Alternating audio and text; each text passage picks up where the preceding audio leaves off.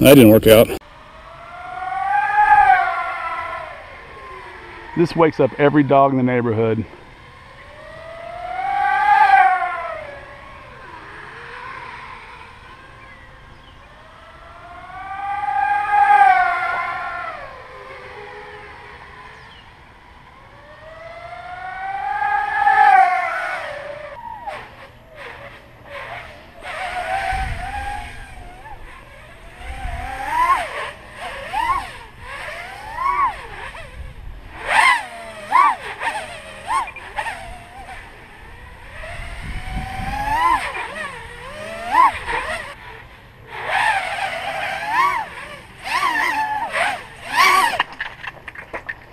Oops.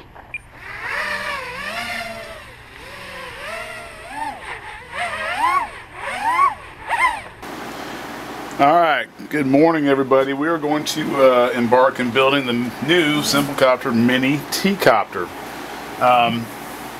We do a mini V-tail, a mini tricopter, and recently at a show we had a tricopter out there and somebody approached me about making it into a T-copter. So we actually took the tricopter and let me grab one here. Took the tricopter and we took a standard old arm, took out the two things in the front, well, you can't really place the arm in here, and we built a little T-copter while we were at the show. It flew brilliant, and we really had a good time. So a couple of the guys there that had the mini tricopters, we converted, including myself, converted one over to the T-copter. And again, you just take the spacers out of the tricopter in case you guys already own one, and then find your center, place that in there, drill it, and you got a little T-copter. So like I said, it was a lot of fun, so we thought, well, hell, let's try to build one and see what'll happen. And so we did that, and it was awesome. It flew good, it looked good, you could see what was going on, you could see from a farther distance with it. With the tricopter, at my 50 years of age and my eyesight, I could fly out to about 50 yards, 150 feet, and still be able to figure out which way it was going from line of sight. With this, I can go out to about 250 feet and still be able to figure out which way it's going in line of sight it that way. So just a little bit better for orientation. The flips are a little bit more interesting. And so what we ended up doing is, just giving the frame format here, is we built the frame with a topper on it, and the topper is to protect your video camera if you choose to fly it with FPV or video. The way the kit's going to come is going to have several different spacers and several different two different sets of screws, so it's hard to tell from the video here, but you can see the height difference. So if you have a small camera like this one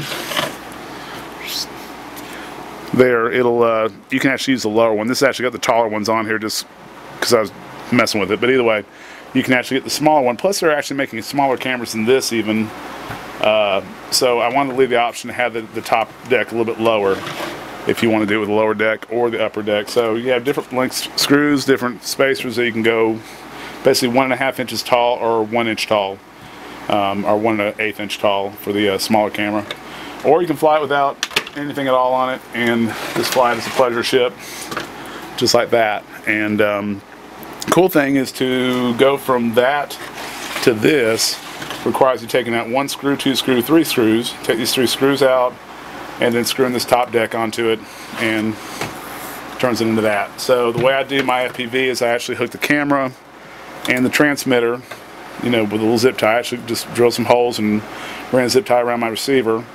And so if I want to fly FPV, I can just take the 3 screws out, put these on there, and everything's already hooked up, and I can go fly. So one copter, you can do a little bit, a lot of different things with it.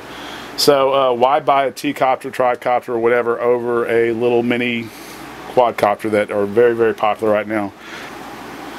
Okay, so again, why go with 3 motors as opposed to 4? Number one, you get better yaw control, much better yaw control for aerobatics and fun stuff. Number two, these motors are getting more and more powerful, and we're really putting a load on these batteries. So these little 1300 milliamp batteries are really only good for 30-35 amps normally. So with 4 motors, you're going to be more closer to the 50 amp draw than you are the 35 or 40 amp draw.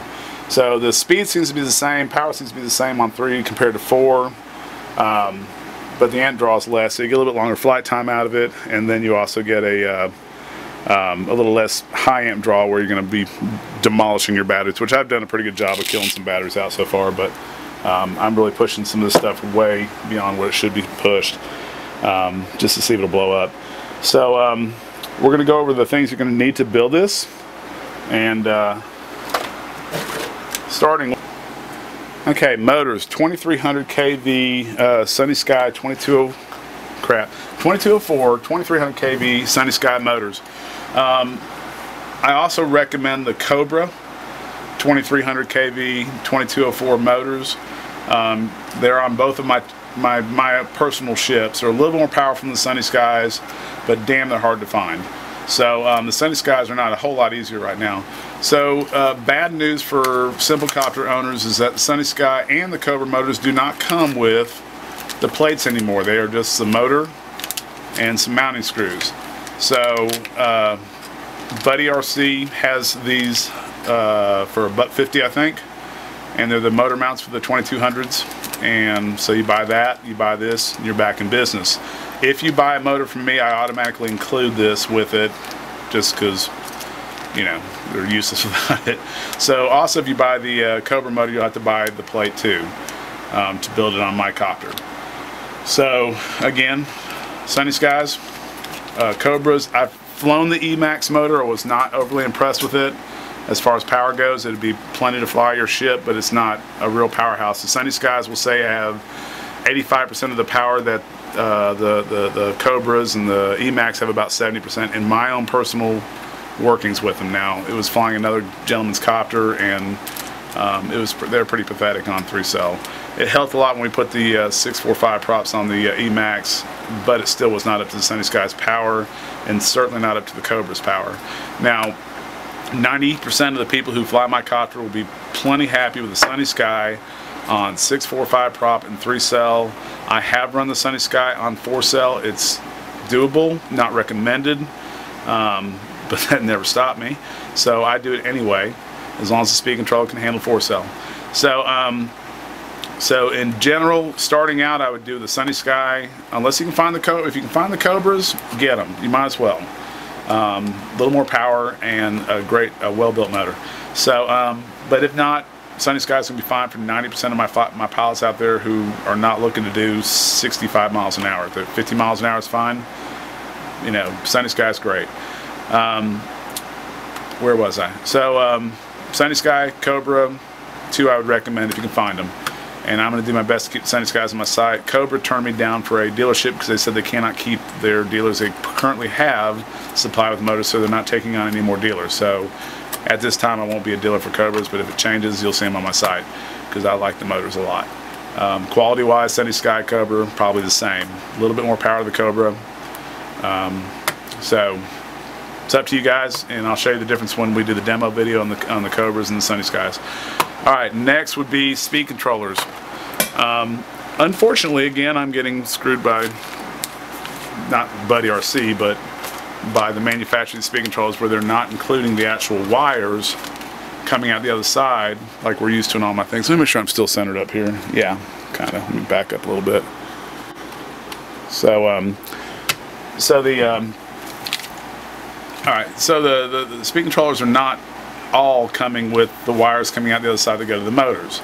I like to put my speed controllers inside the body. I think it's cleaner and not necessarily good for it, but I haven't blown up yet. So the new ones are coming out with these little sockets on them. So we're going to have to work around that a little bit to build them the way that I normally build it, and I'll show you another way to build it with the sockets hooked on there. If you buy the Afro 12 amp speed controllers, they still have the wires coming off the other side of them. I called Buddy RC this morning and asked them if they would please get the 12 amps in with these wires back on them again for me, and they're going to do their best, but there's no guarantee.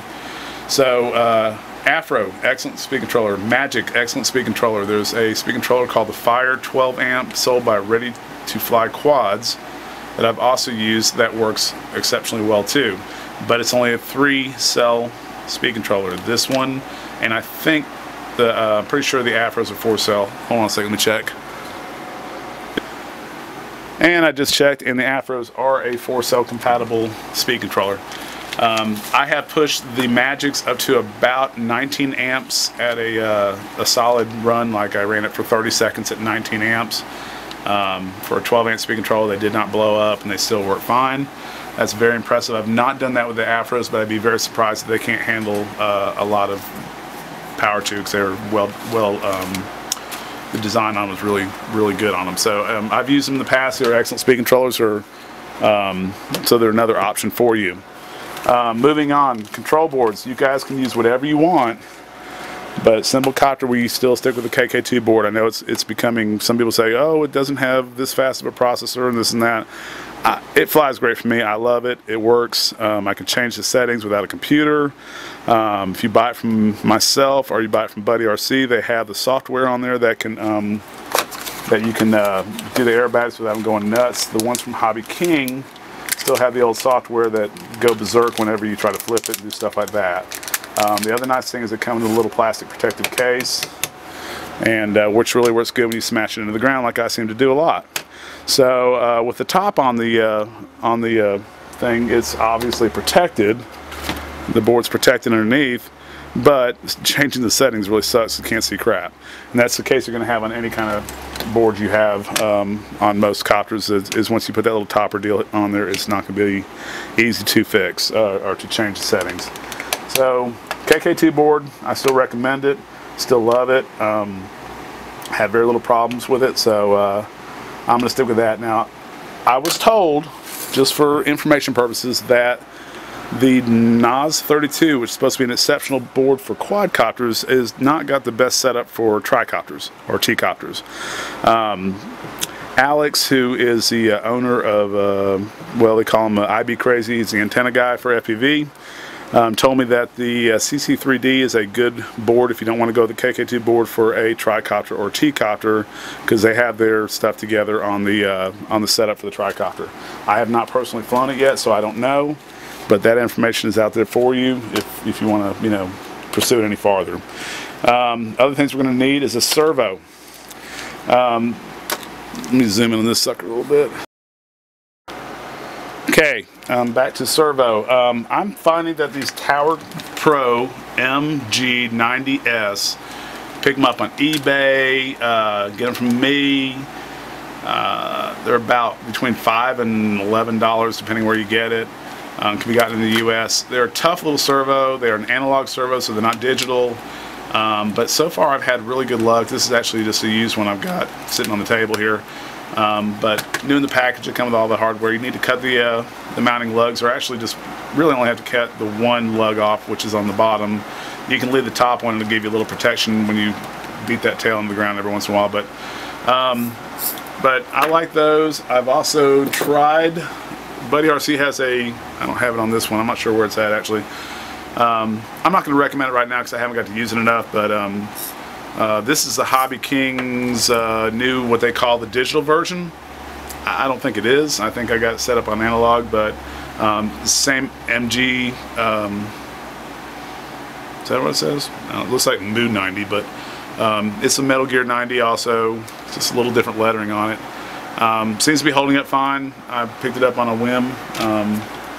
Maybe this is it. This one says Turnigy.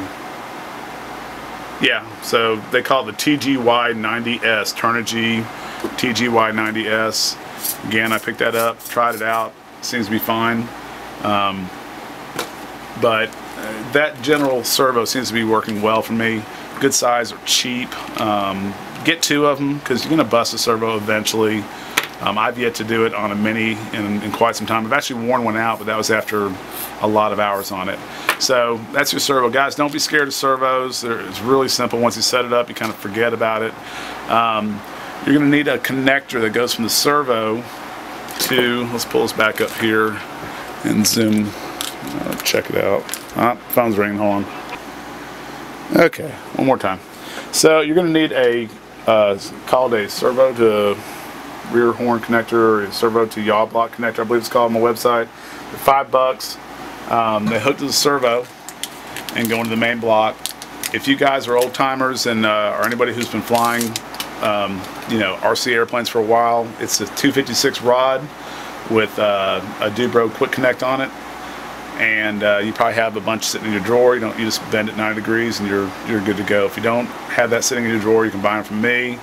It's up to you, but this is the way it hooks up to the actual servo, and that's how all that works. Again, it's not a big deal. Just set up your servo, plug it into the board, put the horn back on, and you're done with the servo. It's not a thing to be afraid of. So so you need one of those. So next you're going to need, let's see, what do we think? From the KK2 board, you're going to need two things.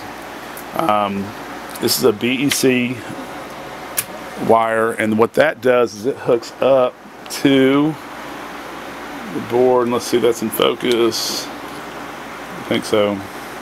So you got two things coming off this KK2 board. It's got a beeper that can be a low voltage beeper that comes with your board when you buy it.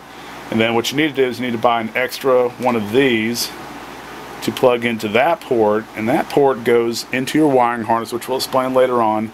And it doesn't do anything for the board except tell it how many volts are in the actual battery pack. And then at that point you can tell the board to beep at 10 volts if you're running 3-cell, or 14 volts if you're running 4-cell, and let you know it's time to get the, you know, your multirotor out of the air, or it's going to come out on its own. So if you don't use this, you're okay. Except, you know, it'll crash probably, but only after it runs out of electricity. And usually it falls out of the sky nice and slow, so it's not just bad for the batteries. But either way, it's a good thing to have this. They're available on my site. It's just a BEC connector. Next thing you're going to need is 5 of these male-to-male. Of course, these are different colors. Sorry, I get them from different places. But these go from your KK2 board, left-hand side, to your receiver, which I've got stuck in here with some tape or something. But this is what actually hooks onto your receiver. These wires on the side of the KK board are hooked to your actual speed controllers, which we've talked about speed controllers already. Oh, by the way, I just talked to Gary at Buddy RC, and he said they will be getting the Magic speed controllers in with the wires next month. And right now it is June 26th, so probably late July they'll have those speed controllers back in with the wires, according to Gary at Buddy RC, which is they're fine people. I call them up, they call me back. Really like them a lot. All right, next you're going to need. Let's get somewhere, hold on a second. Okay, to hook your actual KK2 board up to your copter, I use 2 of these, cut them in half, which I'll show you in the video, place them on the, you'll see that in the video, but I use 2 of these for that. The other 2 I use for myself is cut them in half and actually use them to adhere the speed controller to the inside of the body, just so it won't slide out. These things are stickier than hell, they just don't come loose. You can use 2-phase tape, hot glue, a wing and a prayer. You can just shove them in there and pray they don't fall out, which I've done on occasion. So the other thing I like, this is not something you have to have, but it's just a convenience item.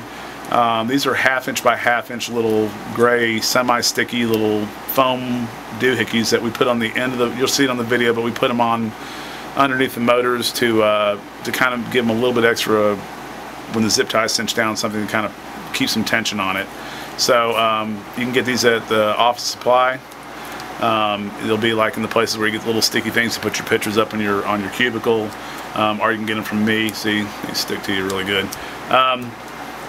You can get them from me for, I think, $2 for a set. You can buy them at the office place, get 4 sets for like $4 or $5. You just don't need that many, but it's up to you. Get them from me, get them from the office supply place, whatever you want to do. So the other thing you need is these little 2mm bullet connectors, and these go from the motor. The motors don't come with any kind of bullet on there, so you need to attach them to the speed controller somehow. Let's make sure I'm still in frame. Looks like it's out of focus, but it probably isn't. No, it's good. So I need to get a monitor hooked up to this camera. So these go from the motors to the speed controllers, and we're going to talk about the speed controllers in a little while, and in a little bit how we're actually going to connect it all up. But you're going to need some bullets. So heat shrink, nice little supply of heat shrink is a good idea to have. On these little motors, 3mm works good for connecting the motors to the speed controllers and stuff like that, and making your main wiring harness. Some 6mm just makes things nice and convenient. So, you know, I suggest having a good, 3, 4, 5, and 6mm heat shrink. Get a couple feet of everything, just so you'll have it on your bench. It comes in handy for all sorts of stuff around the house, so you're gonna need that too. Zip ties. Always need zip ties with Simplecopters. You'll need a few 8-inch zip ties, but mainly the 4-inch zip ties will work great. These 18-pounders are good for almost everything you're going to do. If you're really friggin' aggressive and you're crazy as a son of a gun, you can double these up on each one of the lugs of your mounting blocks, and we'll kind of show you a little bit about that. But you know, when you crash, you want those motors to pop loose instead of breaking stuff. You know, hopefully you hit hard enough forward. I mean, I'm looking at my T-copter and I've smashed it into the ground so many times. Oh, by the way, funny story. I was at Pecan Patch for an FPV event, and they had a race course set up. And in the race course, they actually had a big square thing you flew through, about 8 feet wide by 4 feet tall. I hit the top of that square thing at least 3 times at 25 or 30 miles an hour.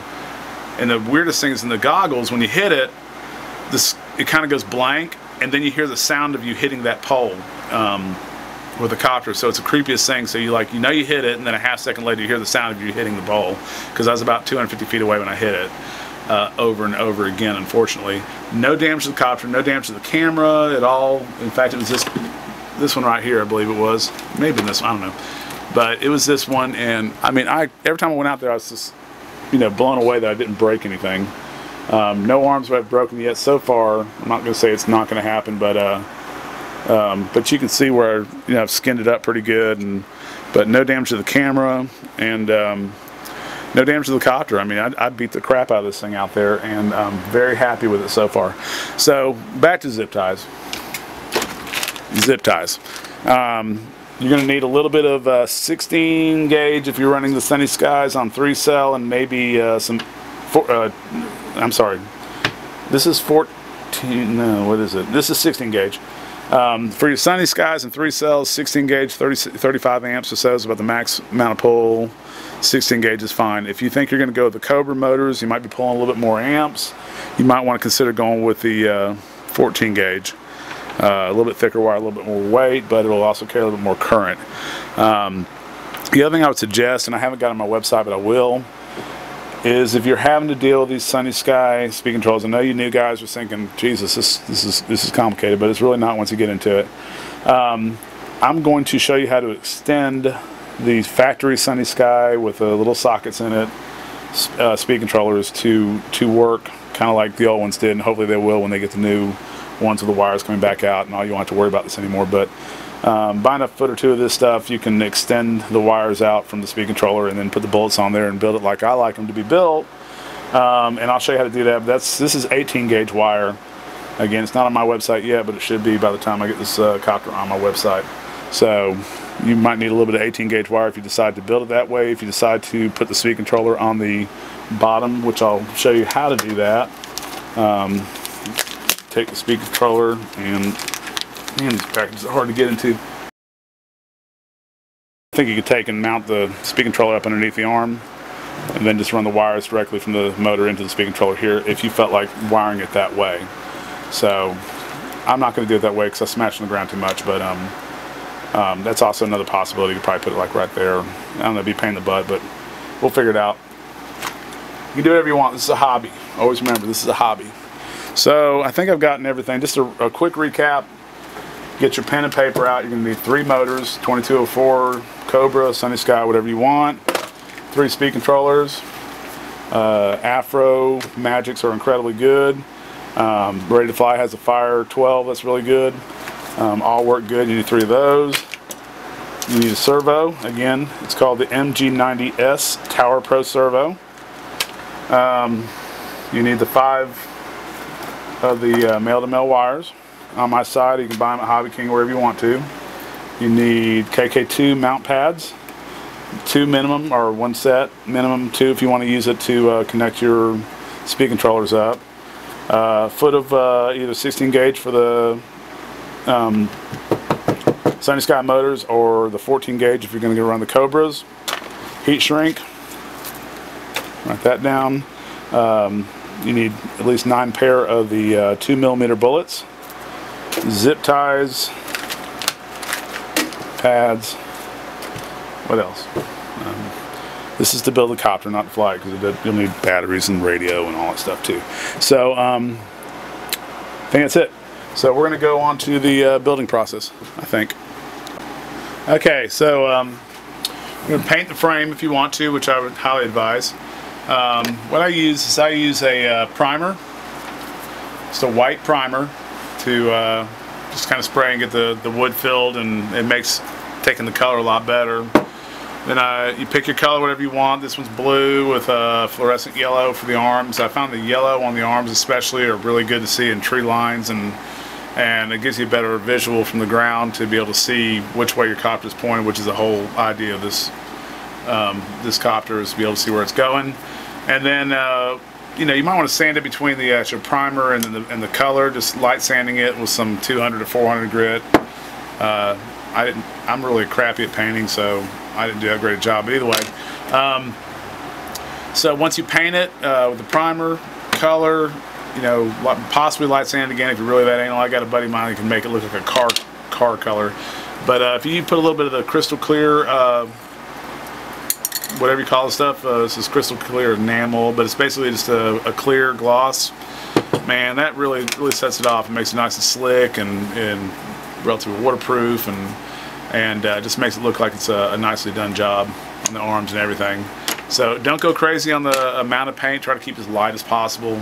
The idea is you don't want to have a whole lot of weight, and paint can actually add weight to your build. So so basically that's covering the painting on it, and let's go to how we start setting this thing up. Alright? Okay, we're going to start off with putting the motors together. One thing you'll say on the Sunnysky motors, the wire leads are really short, fine. Cobras are really long, which is fine too, doesn't really matter, but either way I was going to say that. So when you put these mounts on, I like to use a little bit of this 3M Loctite. You want the blue, even though this is a red bottle, it does say blue on it, because that stuff's removable. And just put a little drop on your whatever you want to put it on. You take and dip your little screw into the blue goo crap, whatever it is, and you'll notice on these T mounts that two of them are a little bit farther apart than the other. So you know, pick one or the other, look in the bottom of your motor, and you can visually see which one is the actual farther away than the other. It'll make sense when you see it. You can't tell crap in the video here, and I don't have my glasses on, so I can't even see where I'm screwing this right now. Alright, glasses, try this again. Oh, wow, okay, much better. Okay, screw, T-motor, mount, and long side. Oh yeah. It just doesn't seem to be helping any at all, but it's getting in there. Alright. So, again, you want to use a little bit of blue Loctite, and get those little bad boys on here. I mean, I'm just putting a little dab on there. I'm not, you know, saturating it with it. The other thing I want to look at, especially with the Cobra motors, I'm not sure why, but when I was screwing on the this mount onto the Cobra motor, I kind of dug the screw into some of the wiring in the actual motor, which was really bad. I can't tell on this one, but I've done a lot of Sunnysky's. I've never had a problem. I think everything's fine. But if you use the Cobra motor, you might want to be careful. I actually took and shortened these screws just slightly with a belt sander on my Cobra motors. Oh, and I'm going to see if I can order some smaller screws that I can, you know, I don't know, make available to you guys, whatever. But it just needed a little bit taken off, and I just basically put it into a pair of pliers and put it on any kind of grinder, belt sander, or whatever you can use to shorten the screw up. Again, that's with the Cobras. The Sunnysky seem to be fine and dandy. But so we're going to get all three motors done, and I'll get right back with you. Oh, and another very important thing is, I recently had a client who said that their Sunnysky motors are getting hotter than we'll just say it was getting very hot, because I can't use that kind of language on here. But I got him to send me the motor, and it was a counterfeit motor. He actually got it off of eBay or Good Luck Buy, I'm not sure which, but it was not a real Sunnysky motor. The lettering had it was a 2212 motor, it's one of the bigger motors, but the actual made in China was actually misspelt, whatever. But it was a crap motor. He got it off of eBay, got it off of Good Luck Buy, one of the two. I've heard a lot of talk on the web that the Good Luck Buy motors are not true Sunnysky motors, or counterfeits. Wherever you buy your motors, try to get in contact with Sunnysky and make sure that that person is an actual dealer. I know Buddy RC is a dealer. I know you know, Ready ready to fly quads, ready-made RC, any of the reputable places in the US, I think will not be a problem, but be extremely cautious on eBay Sunnysky motors, and Good Luck Buy.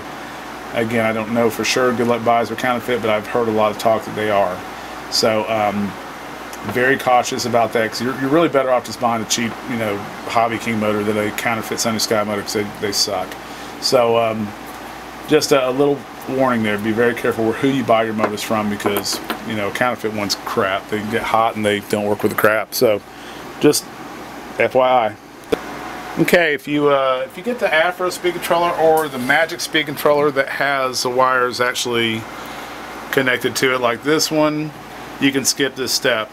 Again, we can also take this speed controller and put it up on the bottom of the arm, side of the arm, and directly connect into it like it's configured up. But for this actual build, I'm going to show you how I tab in the actual 18 gauge wires into this. This one's already been done. Basically, we're going to take a knife, and we're going to take and just take the heat shrink and just kind of knock it loose there. You can actually theoretically leave it like that and go from there, but I took it all the way off, but you can leave it on, it doesn't matter. You just need to have a place to contact your soldering gun to. So you'll take your piece of wire and strip it about a 1/2 inch, coil it, trying to keep all this in the camera area. It's probably not the way I normally would do it, but we're just trying to do it. Stupid wire. Crap sakes. So basically going to tin up the wire good, get it nice and full of solder, just nice and pretty and fat. You're going to let that dry, so not dry, but harden. Don't put your soldering gun down like that, it's stupid. So right now it won't slide into the actual thing because it's got too much solder on it, but, and again, I'd be doing this a little different if I wasn't doing it for the camera, but basically put this on there, it'll heat up, slide it in, pull it away, let it harden. And that's really crappy looking, but just kind of clean it up a little bit. And then you can take some 3 or 4 millimeter heat shrink, and I'm going to try 3, see if it'll fit. It's kind of some big old 3, that might be actually 4, but either way you'll just slide that on, cover that mess up, and go ahead and shrink it up. And that's how you make your connections, doing it in this fashion if you want to go ahead and have the speed controllers on the inside of the body. So again, I don't know, about 5 inch of wire or so, 4 or 5 inch of wire, and you want to run them out of that, and that's where we're going to have ours set up now, because like I said, I think once the Magics come back out with the wires in them, they'd be great. The Afros have already had the wires in them. It's just this stupid way they're doing these. It's kind of pissing me off, but that's okay. We can always work around these things. So I'm going to go ahead and show you how to set it up into the actual copter now. Okay, so when we get the, if you have again the Afros or the new Magics, you'll be able to snug these suckers up way up in here, about like that, because there will be a strap going across here to help you hook your battery up. So you want to try to leave that open so you get strapped through there. In this case, these are a little bit longer because we had to put the modification on them, so they're going to be a little farther down, but we're going to try to snug them up as much as we can. And that should leave enough for the strap to go across. But so basically you're just going to take some either hot glue or, you know, two-face tape or whatever. In this case I'm going to go ahead and use the gyro tape because it is very, very sticky and just doesn't let go. Just more expensive. Stick in the bottom, snug that sucker up there. Wish I could get a little higher, but I can't. And stick it right there. So we're going to do the same thing on the other side, if we can find it. Just going to go right here. Keep in mind these particular speed controllers have heat sinks, so try to keep them on top, and there'll just be a metal plate you'll see on there. And you want to try to keep that. I have an ant, it's bugging me, but and not the ant, you know, like you're thinking. I'm talking about actually black ant that's crawling across my table, but that's okay. All right, so if I can get the sticky come off here. I'm absolutely having no luck. Maybe I should try the glasses. Yeah, that'll help. Oh. Yeah. So how are everybody doing here? I mean, okay, here we go. So we got this. Snug in there as much as you can. Stick it down. Last but not least, this is a little bit different speed control because it's got the wires coming out of it, but it's going to go in the very back. Approximately right about here. This clear spot. And attach it right there. So I put the sticks on here with the arms on here just with some screws just so I know where everything lays out and the length, so when we hook the motors up and stuff like that. Usually I hook the motors up before now, but you know, we'll get there. It's not a big deal. You can do whatever you want first. So I'm going to attach this down, and then we're going to start hooking up some motors, and we'll do a little soldering, and we'll be flying before you know it. Okay, we're going to go ahead and solder up some 2mm bullets to the motors, and pretty simple stuff. Basically grab a soldering iron, not such a clean tip, and I'm out of water real quick. Glasses so you can see what's going on. Basically want to take in the hole here and just kind of stick your solder down there and just touch it to it, kind of let it fill up with solder. These are already pre-tinned on the motor, so you don't have to actually tin them, but you can if you want to put a little extra tinning on, doesn't matter. Basically there. Hold it. And you're done. So we're going to do that on all 3 motors. The other thing I do is heat shrink it up. And like I said, about 3mm heat shrink should do it. And just take that and cut it. Handy scissors that are right here in front of me. To length. Now you can use either a lighter or in my case I'm using a little heat gun to just rip the tubing down. And that's all you gotta do. So I want to do all that's good. Yeah. So you want to do all 3 motors, get them all heat shrinked and bulleted it up. Oh, that's a word. Alright. Alright, we're going to go ahead and hook up the motors. So, you do it one of 2 ways. You can take and put the pads on the bottom of the motor and put it on. It's probably the smartest move. So, in my case, I'm going to want the wires to point towards the inside, like so. So, I'm going to go ahead and put the pad on that. And one right there. Like I said, these are kind of semi-sticky, not like super sticky. So it's good just to grab a zip tie and start it. And that looks like it'll work.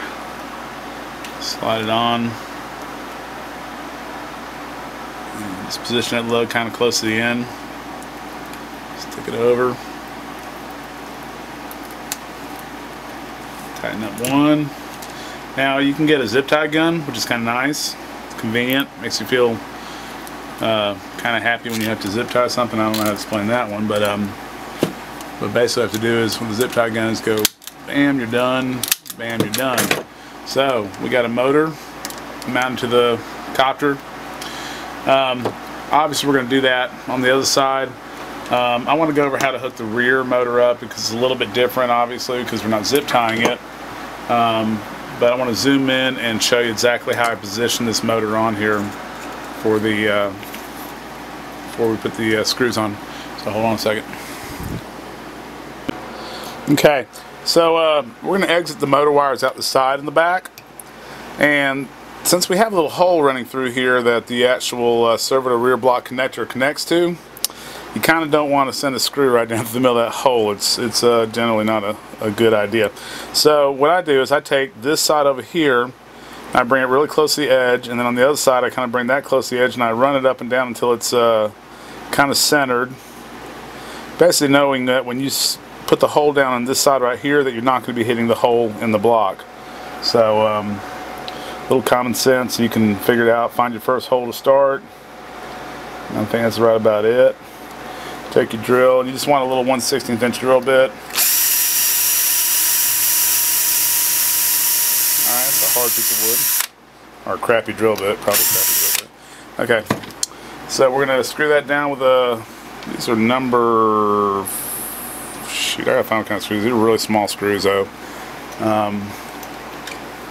Needed to start including these screws with the kicks. I mean, they don't cost that much, and it'd be a lot easier for you guys. And so you want to start one screw, then you want to go ahead and hit your other ones up. Once you get two, you're good to go.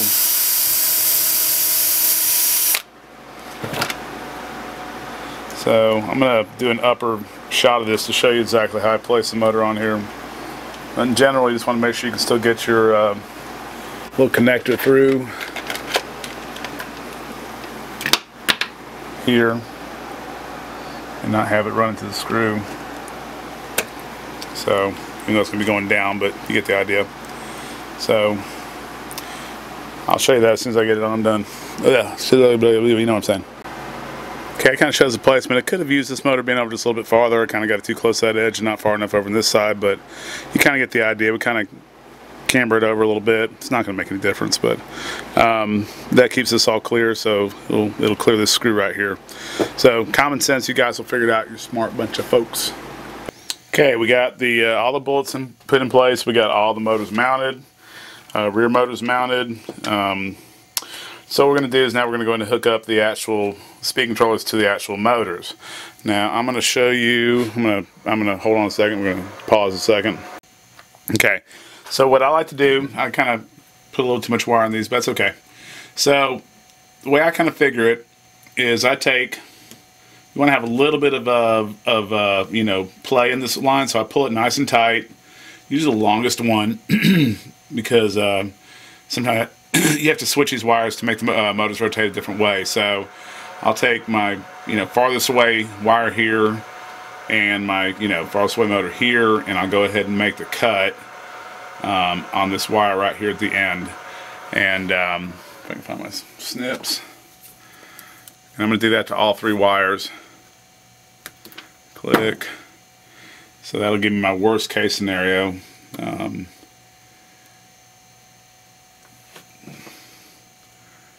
Cut.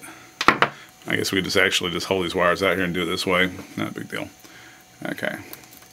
So we're going to strip them, and we're going to go ahead and put the opposite, the females, onto these wires, and that will give us our connection to the motor. And obviously to solder it on, it's the same as the motor. You'll just take and trim it. You're going to want to make sure I'm still in frame here. Yep. You're going to make sure you want to tin up the actual wire a little bit, and get a little solder on there. And then so I can get this in here nice and close. Make sure you use the right side of your. There you go. You want the shallow part of the female bullet to put solder in. And you'll put a little bit of solder into the end of the actual bullet. And then simply just slide that sucker in there. Prettiest job of soldering, but it's okay. And yes, it's hot. And the same thing, you're going to put some heat shrink on the end of that when it's done too, because obviously don't want to have stuff touch each other. So again, that'll plug in, bam, and you got your second one. What I explained before, which I don't think was working, is that these are here actually for mainly for accidents. If you hit the ground really hard, your motors can pop off, and when they pop off, you want the wires to pull out as opposed to tearing out of the motor itself, because that's really bad. It destroys motors. So you have them for that purpose. And again, if your motors are not spinning the correct direction, you want to spin the opposite way. You take any two of the three wires and switch them. Doesn't matter which two, just pick two of them at random, switch them, and the motor will rotate the other way. So a little bit of helpful hints there. So I'm going to go ahead and get everything else soldered up, and we'll move on to the wiring harness. Okie dokie, got all the bullets connected, all heat shrinked up, all looking nice and pretty. Next thing I want you to do is if you can get a little marker or a pen or anything like that, because I want you to mark your speed controllers. You can just take all this crap off, but you want to mark them because they're going to be inside of here and be kind of hard to identify what goes to what. So either way, with no further ado, the front left speed controller is number 1. It'll go in your number 1 slot. My glasses on here. Take a little Sharpie or a piece of tape or whatever. I'm going to write number 1 on that one. Your front right is number 2. So we're going to find that wire. And probably see a little bundle on there, but either way, we're going to write 2 on that. And obviously, last but not least, is number 3. So the next part, and the nice thing about this whole build, is the wiring harness is really simple to do. And so this is where we're going to bring in your number 16 gauge wire, wherever I left that somewhere, but either way, we'll get to that second. So we got 3 red wires, right?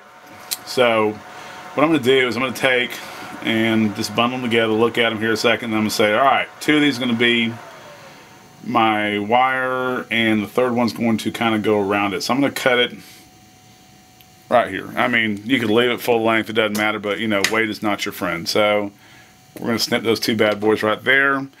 I'm going to strip them back, let's say about 3/4 of an inch. Hey, there goes my compressor as well. 3/4 inch on this one. And then I'm going to take this one, find out where it comes out about there, and I'm going to strip all that off. This is also where we're going to not forget to use our BEC wire that will supply power input to the actual board, at least let it know what the voltage of the pack is. I got a little stray wire there. So I'm going to take these 2 wires, make them into a little, whatever you call it when you keep all the frays from going out. This wire is going to wrap around these 2 wires, plus your BEC wire, plus your main power wire, as soon as I figure out where the hell the damn, oh, here it goes. Alright, so strip that back. Let's go 3/4 inches on that. And let's find our little BEC wire, which is that. And we're going to figure out what we did with that. This is going to be a little too long, so I'm going to take a wild guess. It's going to sit here, go through here, and we'll just cut a little bit off that. We're not going to, I'd rather have too much and too little of that. Strip that sucker back at about 3/4 inch. Alright, so we're going to combine all these wires together. And then hopefully we can get the heat shrink, should slide on, should be fine. So we're going to take these 2 together. This main power harness one, this one right here. You stick them all together. This is going to be where a good, healthy soldering gun really comes in and shows you what it's worth, because we've got to get all, well, way to go, Matt. We got to get all this to flow solder through it. So I really hope this goes well, because I just told you guys how easy it was and make a damn liar out of myself. If we can get that sucker to go around in a circle, tight. So we're just making one big, you know, I did, looking at this is going to be a lot of fun to get a piece of heat shrink through. Actually can't get a piece of heat shrink through. So we're going to take that back off. We're going to get some of that 6mm heat shrink, that big fat stuff. Cut a piece of that. And we're going to slide the red through and the red main power harness wire through. And we're going to leave that crap sitting up there, so we're not going to care about that right now. Back to what we were doing before. Let's get this back out, pull it back out. You might not need all that, by the way. So you could also do it this way too, but it looks cleaner this way. So we're going to twist all that up into a nice little ball. Take this and we're going to attach it with this. It makes more sense when you do it yourself. You'll figure it out. So I'm probably not going to need all that wire, so I'm going to take and clip it. So we got this great big old wad of wire here. It's not very, and you know, they make these little Hobby King and all that makes a little doohickey that you can solder all these wires to. But I really don't like to have any exposed wires. And those little boards that they make for making the connectors, they do leave. Sorry, my voice is cracking. They do leave wires kind of out in the open, so if a screw or something gets down in there, that would not be a good thing. So this is where we're going to use that big old 60-watt hot iron. You could probably do it with a 35 watt or 30 watt or whatever, but But you just want to take your time and just really get the solder to flow down inside of all these little nooks and crannies, because it's obviously what's going to supply power to all your speed controllers. And just take your time and make sure it coats really good all the way through everything. There's probably better ways of doing this, but I don't know what they are, so this works for me. Just big old gob of gooey solder. Just make sure it's all on there pretty. Take a few seconds to do their thing, and you just cover it all up with this heat shrink. That way no one knows how gooey and crappy it looks. So, not that yours look gooey and crappy, it's just mine usually do. So, got that sucker on there. I kind of missed this corner, but that's okay. Be good enough. Hit it with this, or a lighter, or a match, or whatever you want to use. And we have the positive side of our wiring harness complete. Usually look a little better than this, but you know, it happens. So, just to reiterate, we got all 3 power wires going here. We got a piece of 16 or 14 gauge wire, whichever you decide to use, whichever motor combination you're going to use. And that'll, eventually sit inside of there and come out the side of the copter, and we'll cut that down to whatever length we need to do. So we're going to do the same thing with the black wire, and we will move on. What's this? Okay. Alright, sweet. Is that working? Yep, cool. Okay, we got both sides done. Negative, positive. Got a little BEC thing that goes to our KK2 board. So I'm going to leave these wires along for now. I'll cut them later on when I decide how long it needs to be for the actual, battery terminal hookup. So at this point in time, we're really actually ready to button this this thing up and put the top plate on so we can get to the KK2 board. So I'm going to run all the wires up the side. Just look at it, make sure it looks all tidy and nice. This has really been quite simple. The wires running out the front, you could flip them somehow, run them out the back.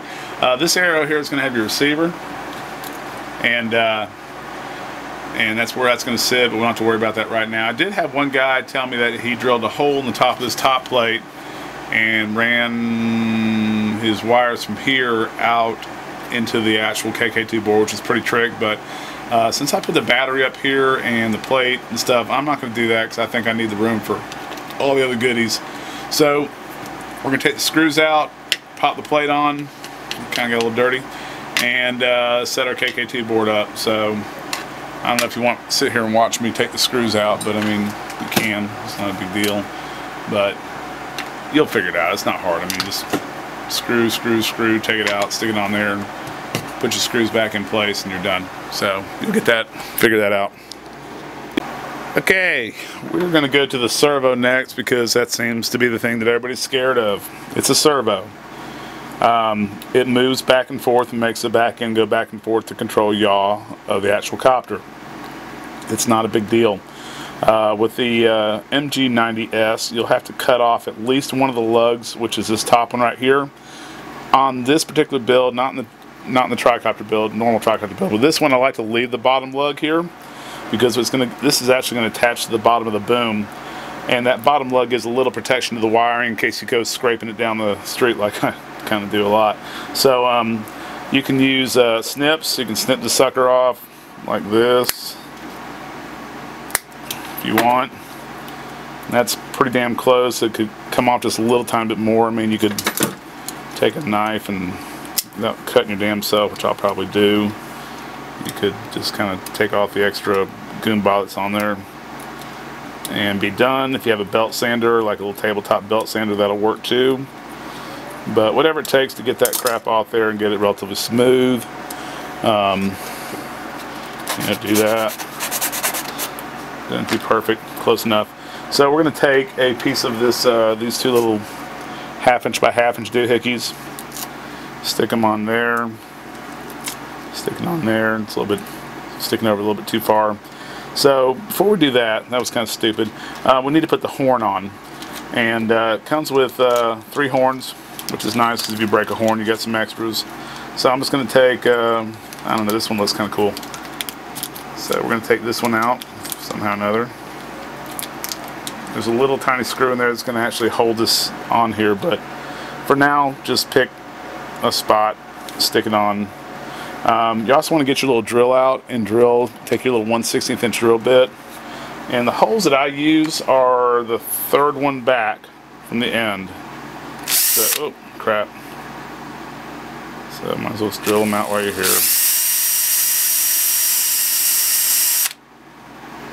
And I just go ahead and do both sides in case you break one while you're out in the field. You can just flip it over and reuse the same horn again. So we got that drilled. I'm going to change the camera angle so you can see how I actually attach all this stuff, and I'll be right back. Okay, this is where you're going to use these 8-inch zip ties. So I'm just going to stick one up under here and start it just so I'll have it sitting here. And then we're going to take the servo. Don't take the tabs off yet. Again, this is easier doing. You're not trying to film it, but you're basically going to hook your little servo to rear block adapter, and somehow or another get in that little hole. Alright, so we got in the hole, got this thing set up. You should have your collet on here, but I don't have it on here yet. So I'm going to peel my little tapey things off, and then what you want to do is just going to kind of make sure you're seated right and see where it actually decides it wants to hook itself on without binding, so it'll kind of self-explanatory. When you stick it on, you'll see where it needs to be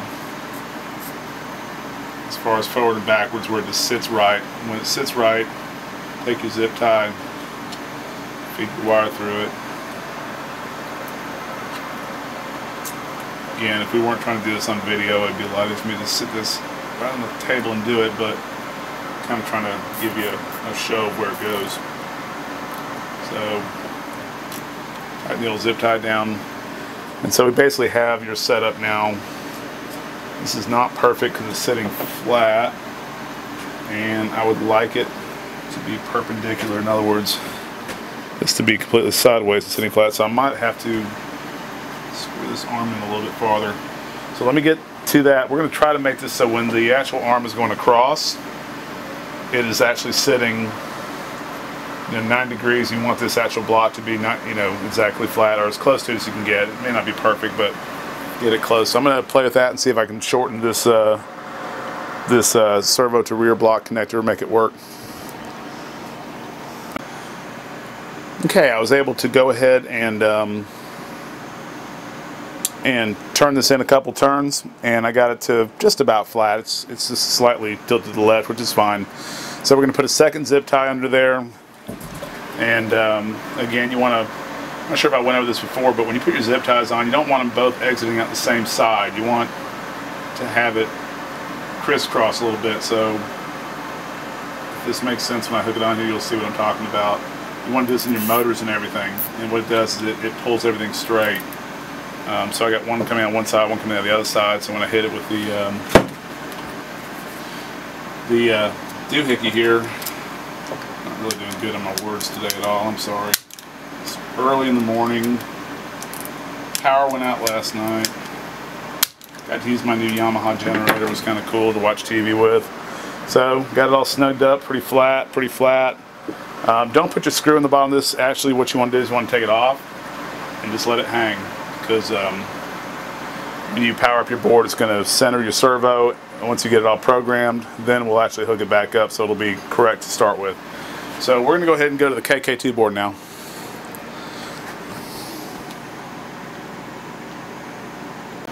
Alright, let's talk about this KK2 board.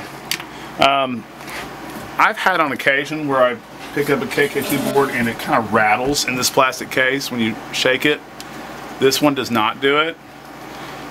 But if you do get one that has any kind of a looseness or rattle at all, take the 4 screws out of the back, pop the top off, take a piece of this stuff, stick it in the middle of it, and put it back together, and really solid, mount this up. Phone call. Who could that be? Haven't got a clue. I'll be right back. Okay, that was Lisa from the credit card. They wanted to offer me less interest rates on my credit card. Didn't even know I have a credit card. I don't use credit cards very often. So either way, where were we? So we tightened up this thing. So we're going to take our little KK2 pads. We're going to cut them in half. It's not and it's not rocket science, just cut it basically in half. And we're going to take and place these suckers on the bottom, on the edges, so basically there and there. So it's going to go that way, both sides. And as far as placing this on the actual copter, we're going to be putting it right in front of the front back boom screw, but we want it to be far enough so that the spacers can clear the board. Man, I hope my voice does not continuously start. I sound like a little kid hitting puberty here in a second, I think, but oh well. So we got our 4, God, this sucks. We have our 4 pads attached, and we are going to take off the backers with cracked voices. And hey, 2 weeks ago I actually lost my voice at a show. It was brilliant. Nobody could talk to me. So again, this front screw, you want to leave enough room for the spacer to, you know, to clear, so when you place it down, you know, leave that space. Too much is better than not enough. Line it up on the sides. This body was designed to be the exact width of the KK2 board in the... Look at that, we got a board mounted. Now, if you're using some other board, you know, place it somewhere as close to this as possible. Theoretically, this board needs to be slightly farther back, but it won't clear, so we just don't worry about it. Alright, we got your little beeper thing. Your beeper doohickey's going to go in here. Please pay attention to which way it goes in. You got a plus, which is red, negative. If you look up inside there, you'll see a little plus. It says buzzer. That's where that hooks.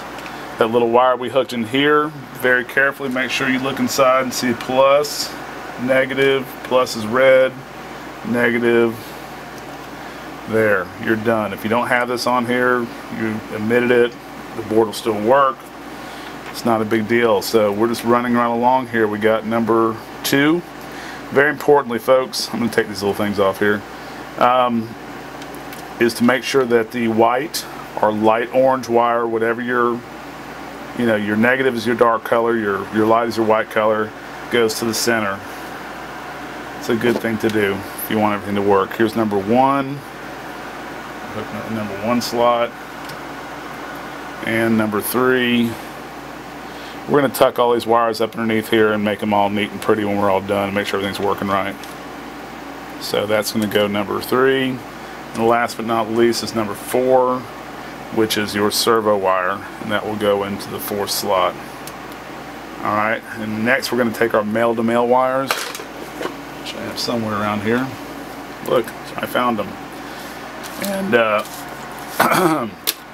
okay, I need a receiver, so let me go find a receiver. I'll be right back. Okay, we got a receiver.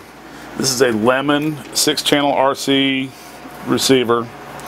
You can get it from Buddy RC, you can get it from Lemon RC, you can get the orange receivers from Hobby King. A lot of things I don't like to go cheap on, but I've never had a problem with the lemons. Almost never had a problem with the orange. I did have one time it fell out of the sky for no apparent reason, but I don't know. I've had so little problems with them, I don't have a problem, you know, purchasing them. So when we look at this receiver, we're going to see a plug in the far left that has a B something on it. I don't know, BI maybe for bind. Just go ahead and stick your bind plug in there. You're going to need that eventually. So I'm going to go over this one at a time here. Your very top wire is your aileron wire, plug, whatever you call it. Again, white towards the center. Now on the Lemon receiver, unfortunately it's not really marked, but the very bottom of this receiver is your negative rail. The top is your positive rail. That's the only pisser about this receiver, is it's just really not marked very well on it. But I'm telling you right now that the bottom is your negative, top is your positive on the Lemon 6-channel receiver. On the Hobby King receiver, it'll actually have like a little plus sign. If you look at the orange receiver, it'll actually have on one of the 3 sets of pins, it'll have a plus, and that means that's your plus, your white wire. So this is the aileron. So the first wire on this board, on the Lemon board, is throttle, not aileron. The second wire over, which would be the 3rd slot, is your aileron. If you look, you have really good eyes, you can actually see a something for aileron. So we're going to plug that sucker into aileron. The next second wire down is your elevator wire. So we're going to plug a little doohickey in there. We're going to look on here, and it says A something, AL, I guess, aileron. So that's your actual 4 set of plug pins over. Yep. Your third wire down in this board is the throttle. So if you're doing with a Futaba radio, it'll actually run in the correct order. So throttle on here is TH, it's number 2 plug pin. Pledge pin. So, and then your fourth wire is your rudder. Stick that sucker in there. And look on your radio, that says rudder, RU. And then your last one, which for the beginners and even myself whenever I feel lazy, is your auto level on and off toggle switch. So that goes on your 5th set of wires, and what I use it on my radio is the gear switch. It's a big switch on top of the radio that's usually right there, easy to find. It's the most, easy to hit switch, so I like to use gear on this thing, which is the next to the last set of pins right here, which says something, I don't know, I can't read this crap. But either way, that's your gear switch plug. Alright, so we've got the board on, speed controls hooked to it, all this crap hooked to it, your receiver's hooked to it. For now, you're just kind of let it hang. Eventually, we're going to take and twist it and drop it in right here with some little bit of Velcro or something like that, and that's where it's actually going to sit. But for now, we're just going to let it hang. At this point, we need to go ahead and put our connector on for the battery and do a smoke test on this to make sure nothing's going to blow up. I know it looks a little bit messy right now, but it'll tidy up nice. So you have 2 options in this copter. If you're flying at pleasure flying with kind of like a 4-cell battery, it's a little bit heavier setup. I usually put the battery right here in the front, just for fun flying, just for screwing around in the yard. This kit's going to also come with a battery strap that's going to slide through this opening right here, and you can put the battery up underneath it. Especially if you have FPV gear, you have some weight up front, you can move the battery to the center, up underneath it. I do find that if I put like a 4-cell pack, for really fast flying up underneath it, it's a little bit, what do we call it? Let's see, the tail. It's a little tail heavy with the battery down here instead of up here.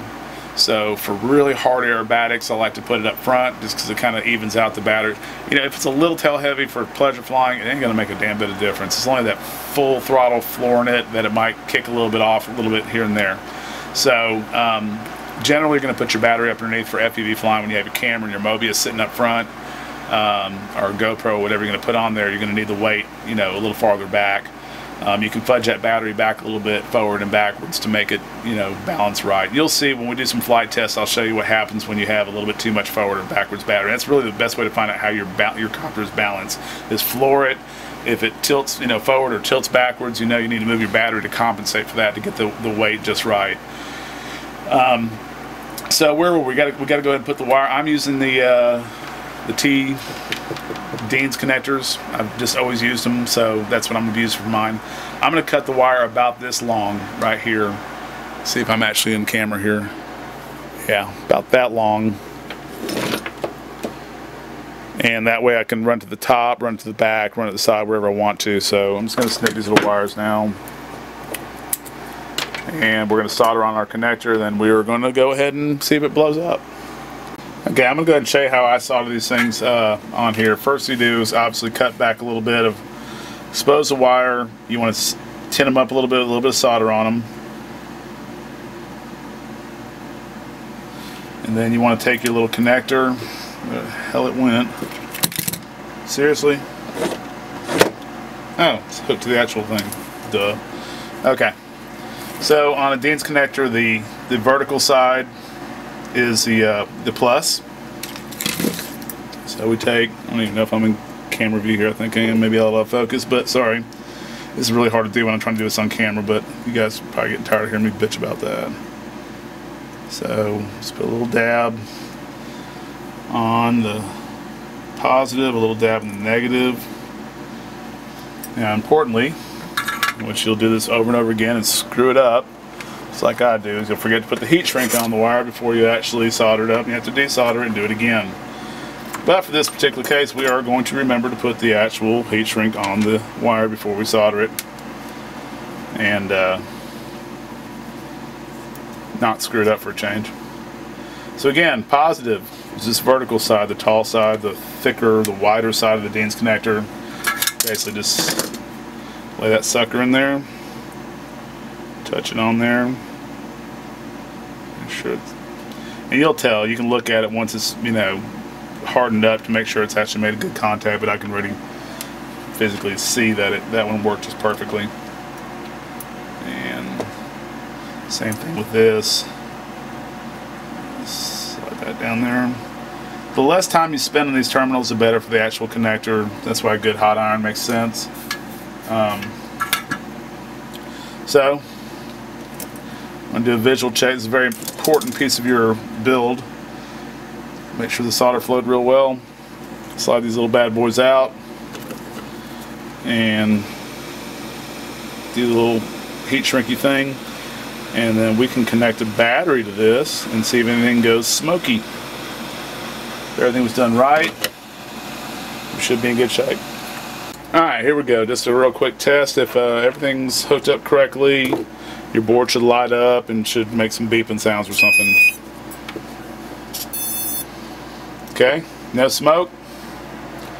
That's your bind plug is showing you that you're ready to bind the radio. If you want, go ahead and do that right now, except I don't have a thing set up on my radio yet, so I'm going to go off camera and I'm going to do that real quick. Hold on a second. Okay, I had to go in the house get my radio. But I want to show you, this is that copter that I crashed yesterday. I have not, you know, cleaned it off, but I mean, I really hit the ground probably about 35 miles an hour. It actually chipped the wood right here and chipped all this, which is non-structural, so it really doesn't matter. It's just aesthetic value. But the arm actually, you know, came back and it ripped some of the wood off here, broke the lug off my landing gear, but still functional, who cares.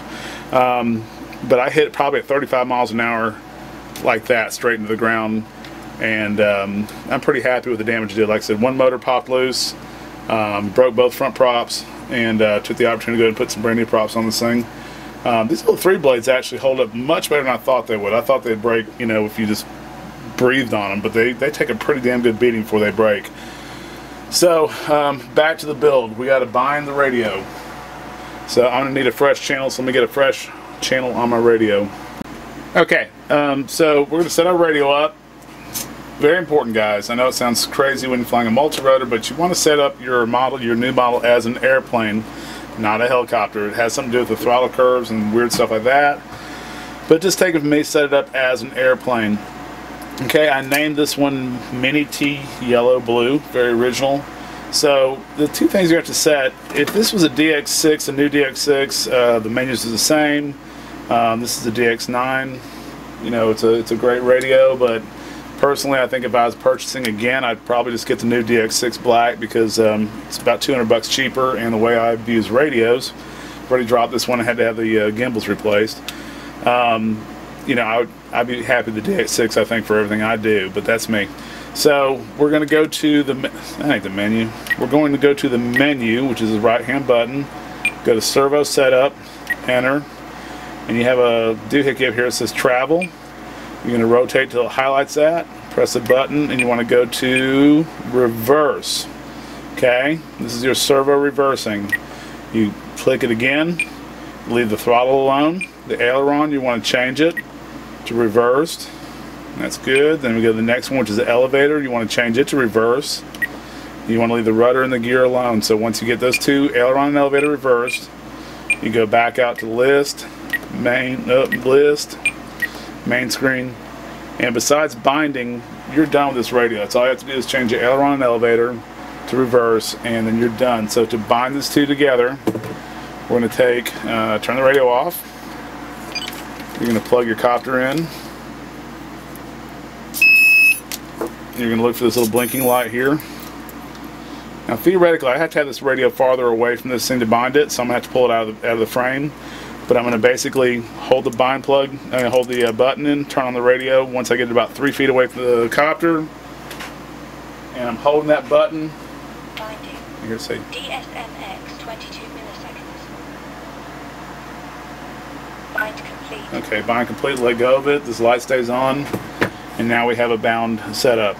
Very important, boys and girls, take this bind plug out now. If you don't, you'll have to rebind it every time you plug it in. I've had people actually call me and say, something's wrong with my copter, it keeps wanting to bind. I'm like, take the plug out, what plug? Either way, so we're bound, we can arm, or not. Yeah, I'm getting no arming.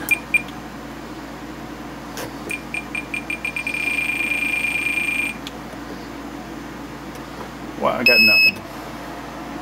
So I got a problem here. Let's go to the menu, receiver test. Let's see, aileron works. Okay, it's interesting.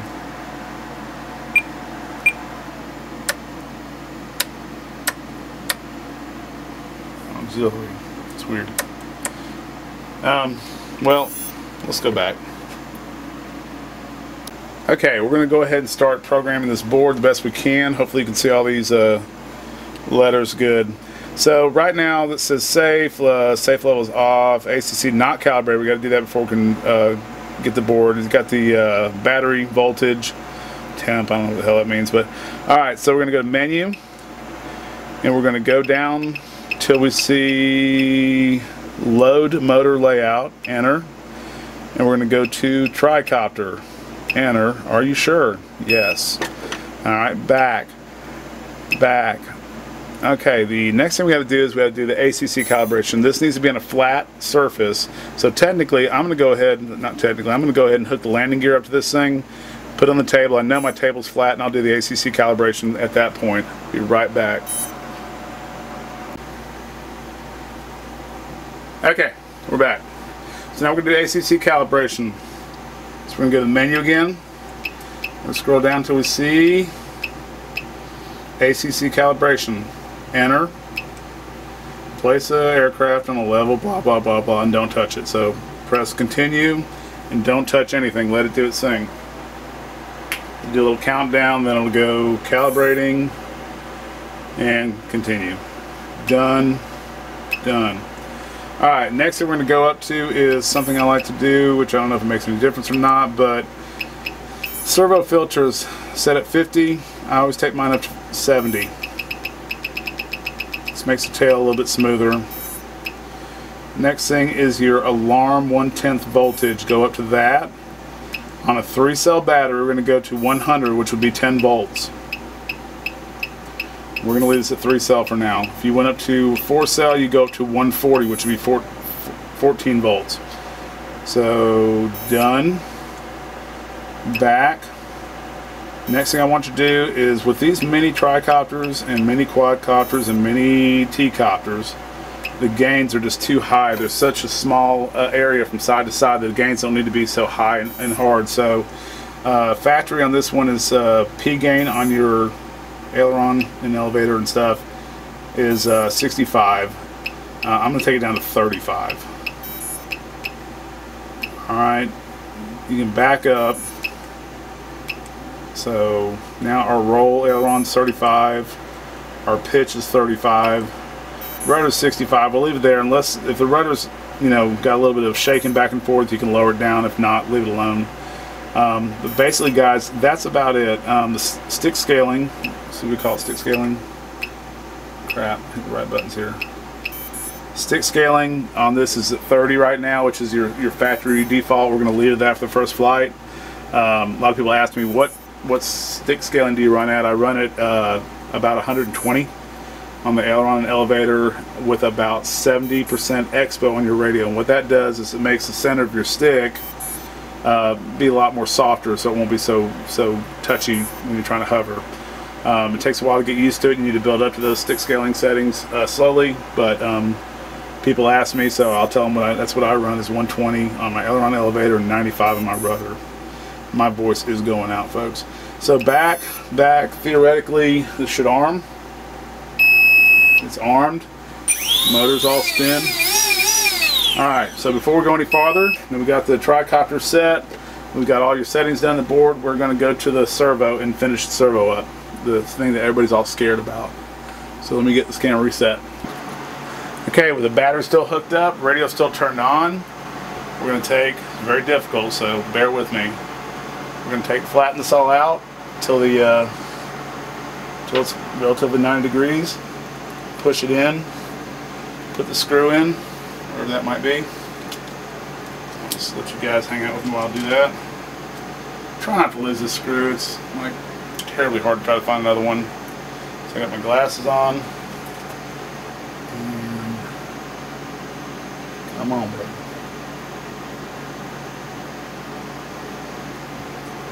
So screws in. I got to collar it back on, but for now, I just want to show you guys something. It's going to be to tell if your rudder is doing the right thing. When you give it rudder, see how it's going the same way as the stick? That's bad. You want it to go opposite of your stick.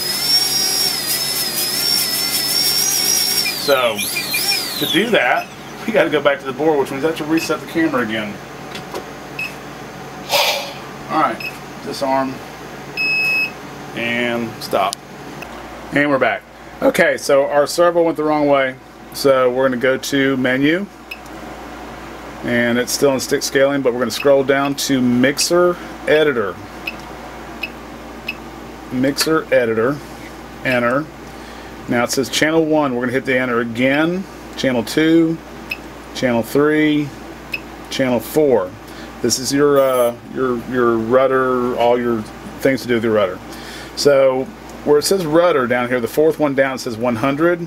We're going to go down there and change that to a negative 100. And what this is actually doing is reversing the gyro on your rudder. Most people can think, oh, I need to reverse it in the radio. That's not the case. Don't ask me why, but it just works. Okay, done. Okay, and the other thing we're going to do is you have this thing that says rate low. If you're using the servo I suggested, the S90, which is an analog servo, that's going to stay on low. If you buy a digital servo of some type from somewhere, then you're going to have to change a digital servo. You have to change that to high. But we're not doing a digital servo, we're doing an analog servo, so it's on low. So just a little something for you to know. So if we go back, arm it, and now it's opposite. You just have to trust me on this one, I think. See if it'll maybe out of focus, but the other cool thing you can do to test it is move it back and forth, and it should go opposite of which way you're going. So when I go this way, it's pushing back over that way. That's why you know everything's working correctly. So that's your mysterious servo here. That's what the scary thing that we're all scared about is this servo. And you're done. Just put the damn collet back on, or you're going to be crying. So, guys, we are literally, I just got to tuck wires up. I'm going to zip tie these in. I'm going to show you all that. I can't think of anything else, so I think I've got everything ready to go. I'm just going to go ahead and tidy it up, and we'll go ahead and see if everything works. Again, just real quick, just for FYI, right front motor spins. Oh, that's what we got to check. Motor direction. My bad. Okay. So we're going to bump it. Okay, that one's spinning this way. That's wrong. You want this motor to spin this way, clockwise. So we're going to take two wires, any two wires, and switch them.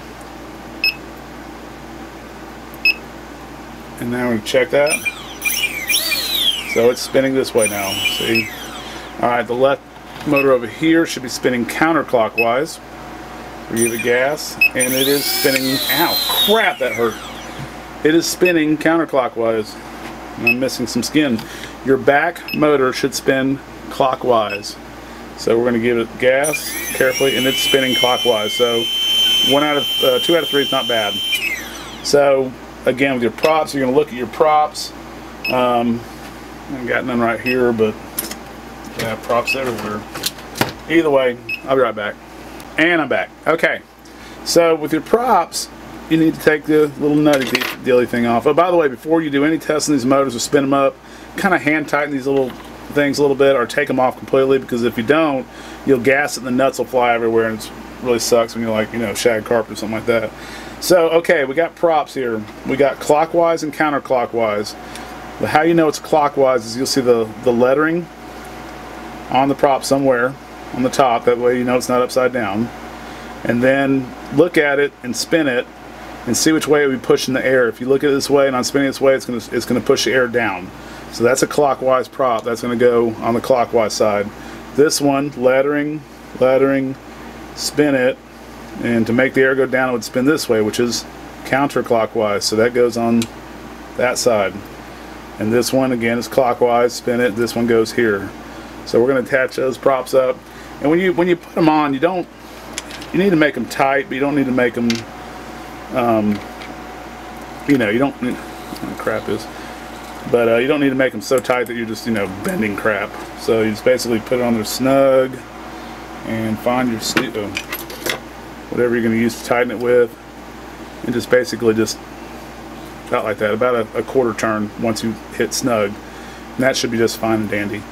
The other thing I want to play with and try is I got these new nuts from Buddy RC, and these are the ones with the flanges on it. It's supposed to have a nylon. Yeah, I see a little nylon in there. So let's just, for the hell of it, see if this will actually even work. If the nylon's going to be on these Sunnyskys, the shafts are a little bit more shallow than some of the other props out there, or the motors. So I got a feeling that the nylon's not even going to actually really cut in place, which I can tell already it's not, but no. So no better off, so might as well just use the ones that come with it. They look cooler. So that's what we're going to do.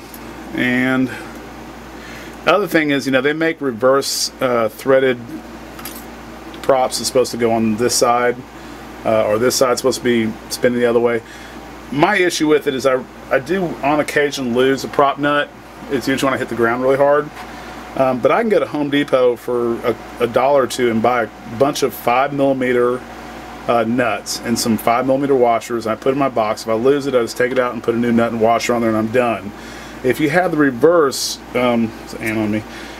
If you have the reverse threaded on, you're not going to find those nuts anywhere. So you're at the field, you drop one in the grass and it's gone. Well, you're just screwed until you order and try to find a new one. So I know it sounds kind of funny, but I'm not a big fan of the reverse spinning prop nut motors out there, mainly for the fact of being able to find crap to fix it.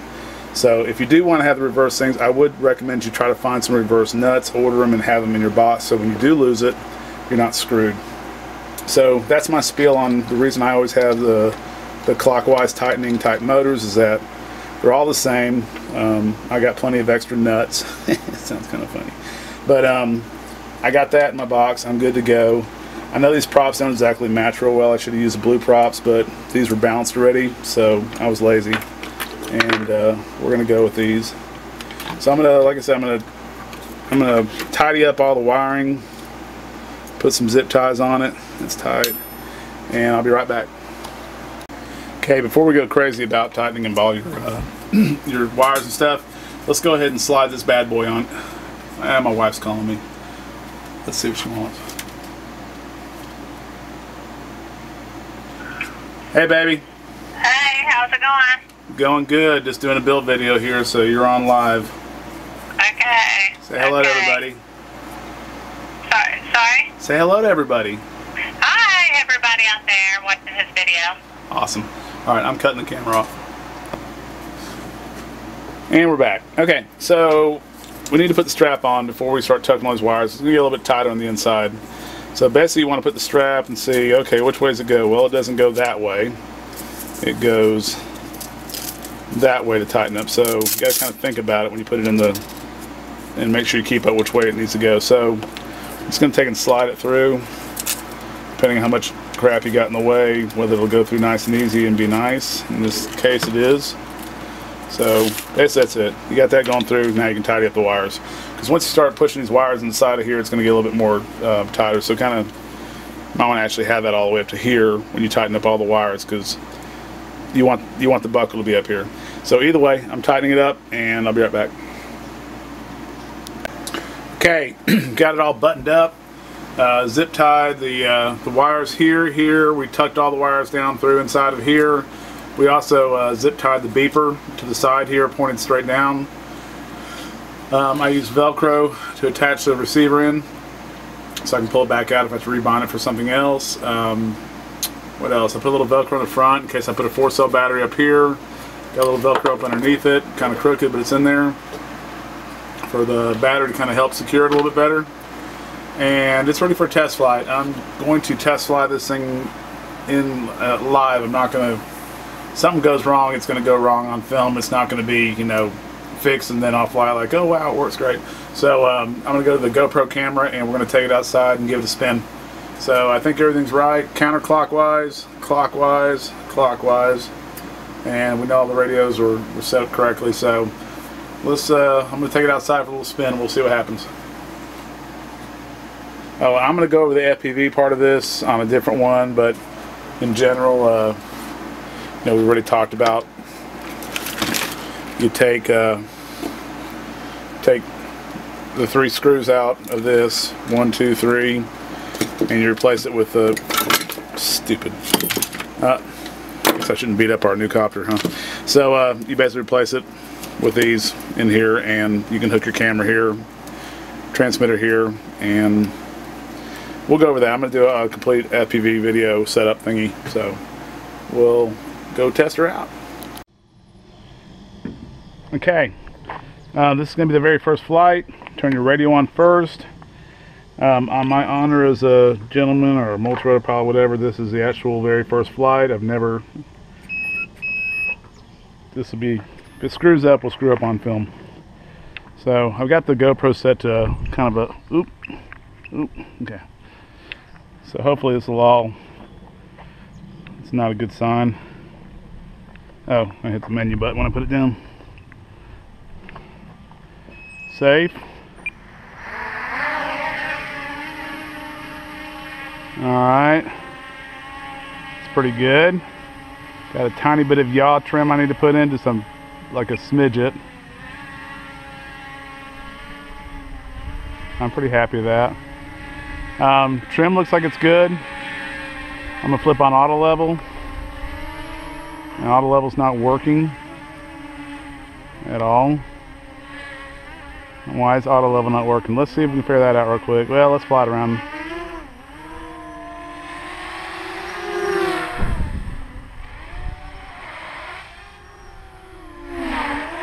And you know, I don't usually fly in these low settings, so it's a little harder for me to do the flips and stuff like that.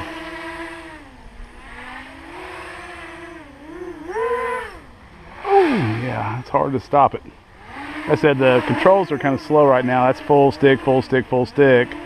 So, coming back.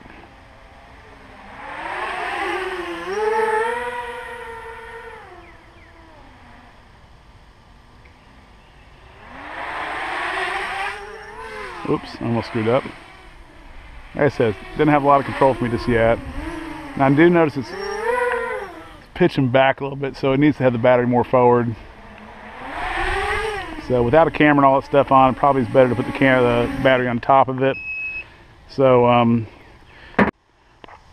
okay, I set the stick scaling to 100 on aileron, 100 on elevator, and 85 on rudder.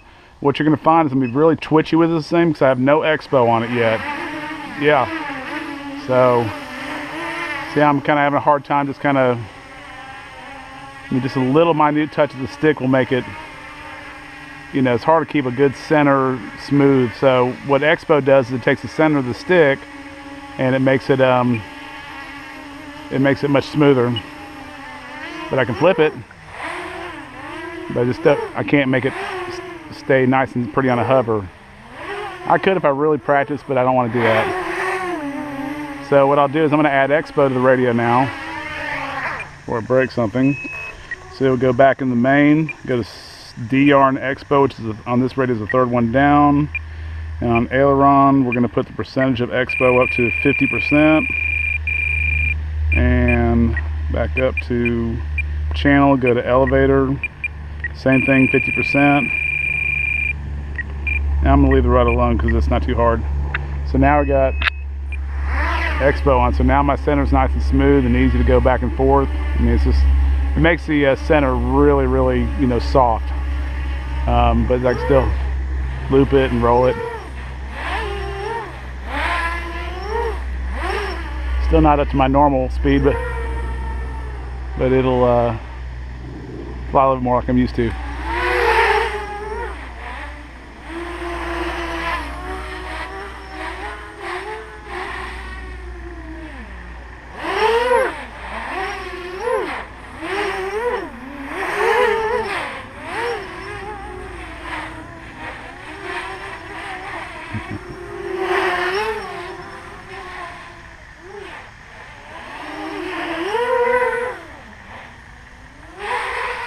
Okay, my tail's got a little bit of a waggle to it at hard throttle.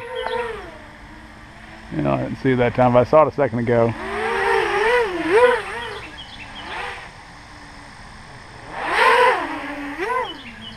See, it's a little bit of a waggle, and the back is still dropping a little bit. So, if we move the battery up, I'm going to take the P setting on the rudder down from whatever it was down a little bit lower, because it just doesn't need all that much. So I'm going to go back to PI editor, top one, hit the right hand button, enter, second time and a third time until it says rudder. Oh crap. Then I'm going to take it from 65 down to, let's say, 40.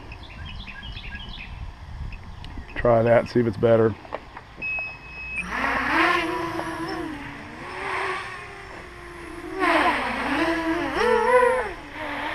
Right in the sun. Nice bounce. Alright, so it's really rocking backwards pretty hard. So we really need to get that battery up more forward. So let's move it to the top. Again, for all my pleasure flying, I always keep the battery on top anyway, because it tends not to break the batteries bad when I bash it into the ground.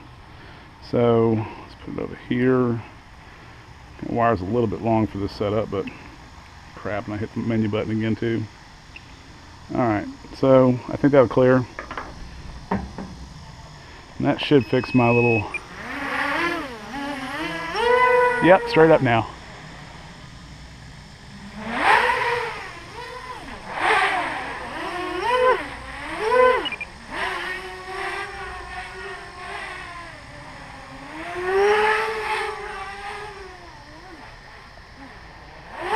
This thing's really, it's an absolute fantastically good flyer. And you can see it from a distance, which is important. I know you can't see the GoPros well, but you can tell where the back is at all times. And some of my stuff's getting torn up. So you gotta, so again, if you have the FPV equipment on there, you're gonna put the battery up underneath and have the weight back a little bit. But for sport flying, nice. For sport flying, you probably want your battery up front a little bit more. And then you want to take things like this and do something that it won't get caught in the props. So I tend to do that a lot.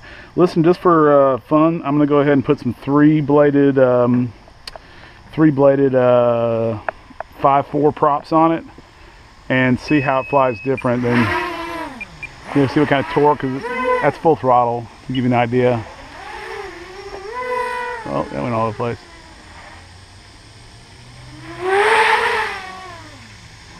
I mean, it's got good torque, but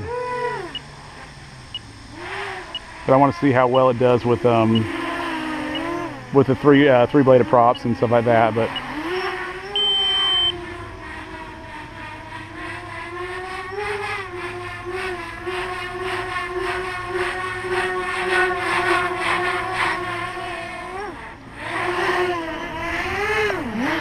nice.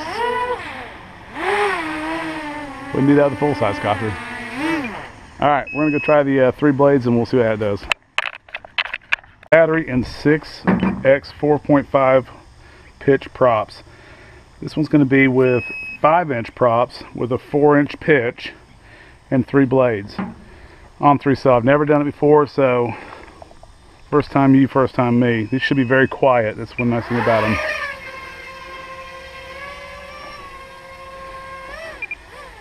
So what kind of power they got?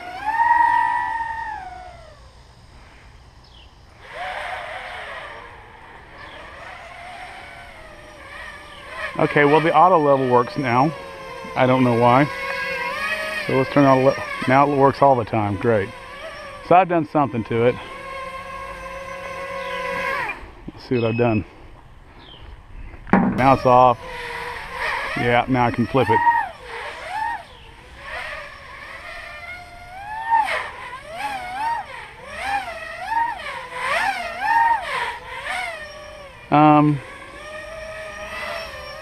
Let's fly around a little bit, see if I can see any difference in the way it performs.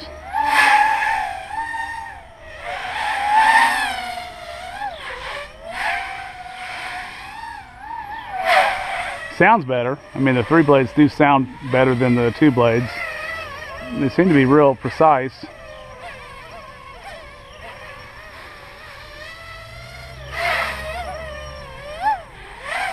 So I would say they had that going for them. They were probably better for precise flight. You know, I'd still stick with the other ones for learning and general flying because they're cheaper, I think. But these sound fantastic. So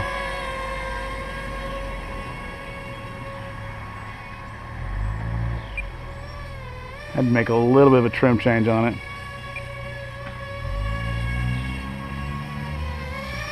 Alright, I'm going to run it down the street one time and let you hear it at, you know, relatively full throttle. And then I want you to hear the 4-cell batteries, which are much faster than this, even though this is pretty damn quick to begin with. And my trees are growing closer and closer together, so I have very little place to fly like I used to. Pissed, it's my fault, it's my damn trees.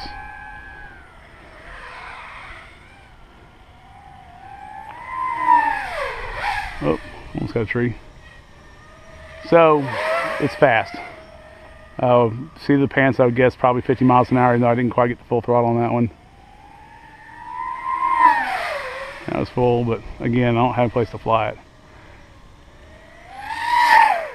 That's interesting.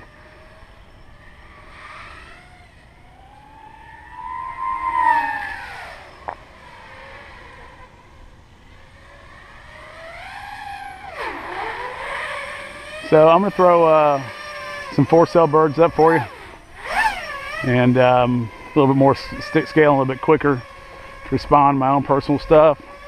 Now keep in mind the ones that I'll be flying will have the Cobra motors as opposed to the Sunnysky motors. At the end I'll throw a 4-cell on this. It might blow something up, but we'll see what happens just for the fun. In fact, let's just do it now. And if it goes bad, it goes bad, but we won't do much. I just want to see what kind of power it has in 4-cell, kind of give it a comparison. This will be a problem. So that's something we got to deal with, is this stupid plug. Yeah, that's a little more powerful.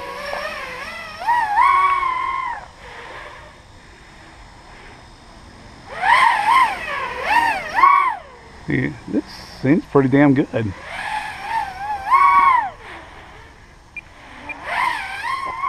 It's very addictive to have this much power on this thing. Question is, are we baking the motors?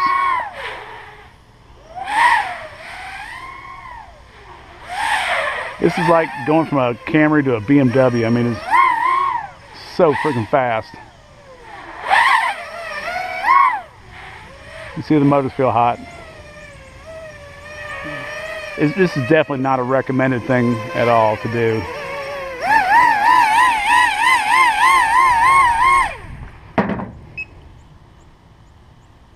Okay, they're not. Okay, I got a little heat and I can feel it. I have my hand on it about 10 seconds. Oh, disarm.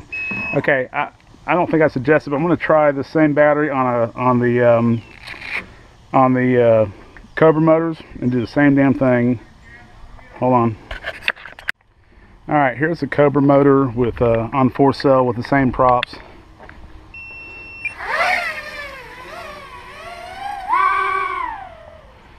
Yeah, I would say they have more power. 3D mode.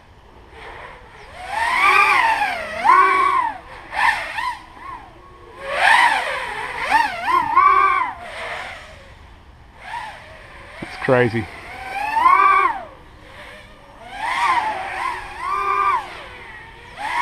It just sounds out of this world. And the power is just phenomenally fast.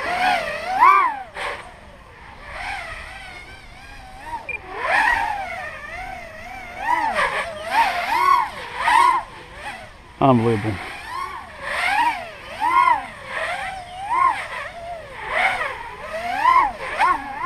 That's what screwed me up on the road and bashed the front end doing that. Alright, I'm going to run it down the street one time. Hopefully my neighbor's cleared. You get an idea how fast this sucker is going on the street. And then the last thing I'll do is run the Cobras on 5x4 inch props, which is what I would probably recommend for the Sunnysky motors. We'll go over all that.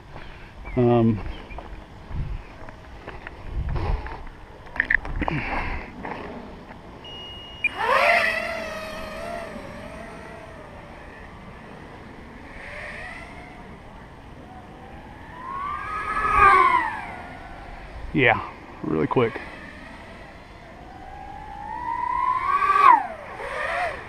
Got people working on some stuff down there. I don't want to go too far down the road.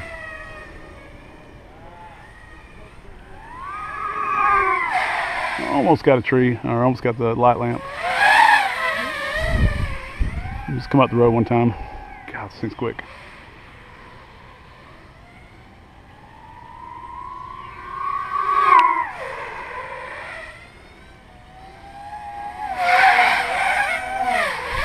So you get the idea. They sound fantastic. Now when I do the 5.4 props, it's even much louder and much more obnoxious, but not quite as tight as the 3 blades. But also the 3 blades pull about 20% more amperage.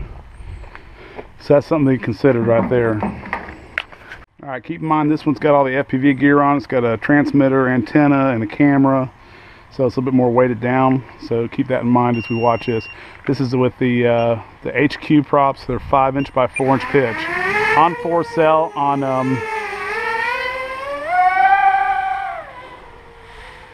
they are loud. They're loud and they're quick. They don't give you quite the as good a control. They're a little looser, but they're fantastic for racing. And give you the most bang for your buck on power versus speed. In other words, you get more speed with less amps, or maybe the same speed, but either way. Uh-oh, car's coming.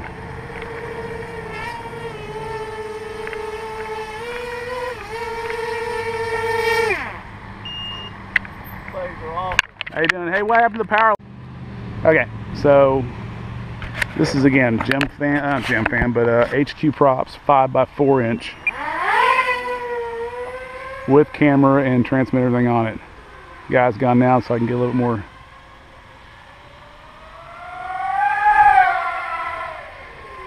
This wakes up every dog in the neighborhood.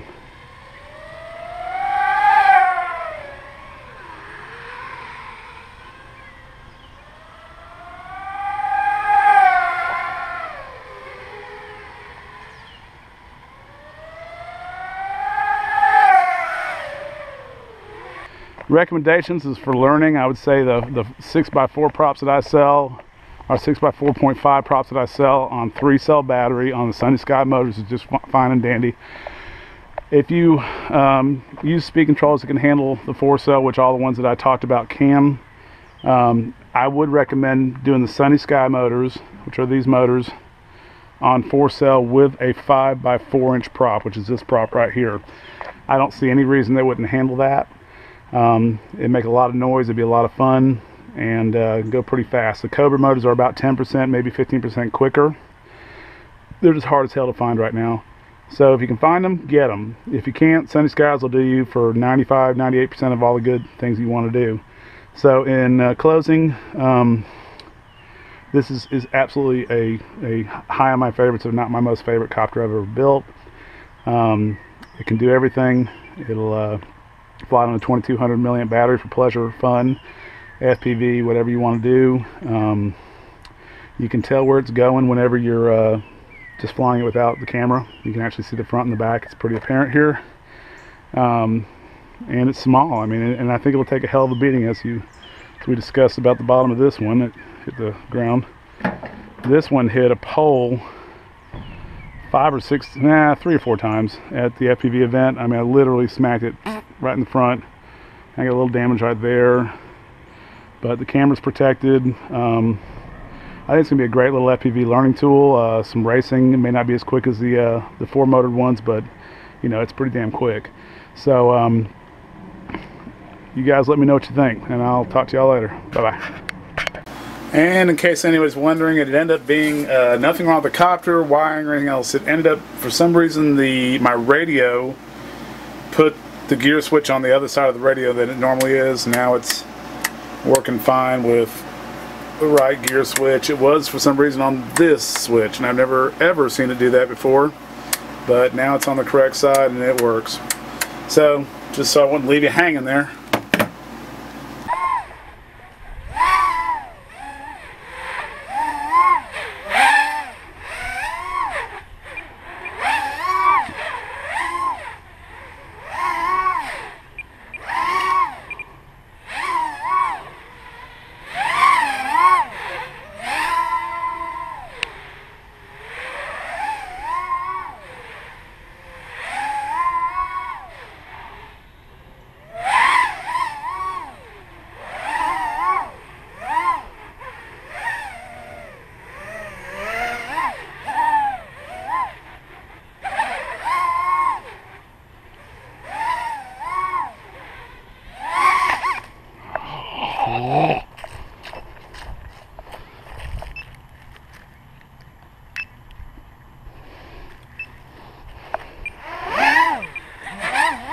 Now that was my fault. My finger slipped off the stick. You should always disarm your copter, by the way, when you do this. Ignore all this stuff.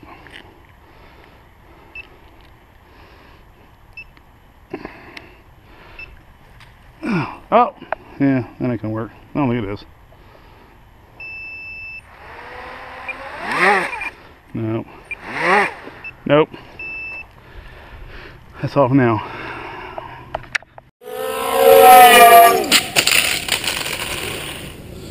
That didn't work out.